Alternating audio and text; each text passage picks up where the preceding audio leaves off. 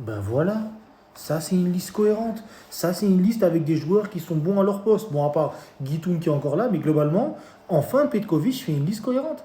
C'est dommage de ne pas avoir Amniti Traoré ou encore des mecs comme Bukala qui sont très forts avec le Dynamo Zagreb. Mais vous savez pourquoi je suis content? Parce que cette fraude, cette méga fraude est enfin out.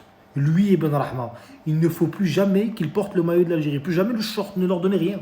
Et pour revenir à la liste, on a enfin des nouveaux avec Dorval en arrêt droit, Belrali qui enfin a été sélectionné, Lucas Zidane en gardien, Chergui du Paris FC.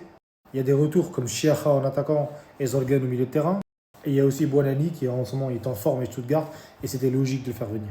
Mais la vraie question, c'est que même si la liste est cohérente avec des joueurs qui étaient déjà présents, des joueurs d'expérience, des joueurs de talent, des nouveaux joueurs, des joueurs qui vont découvrir, c'est est-ce qu'il va les faire jouer? Je rappelle qu'on va jouer la Somalie et qu'on va jouer l'Ouganda, qu'il nous faut un seul match pour nous qualifier à la Coupe du Monde et qu'après, il nous restera, à part des matchs amicaux, il restera que la CAN et la prochaine Coupe du Monde. C'est l'occasion de tester. Il ne te reste pas beaucoup de temps.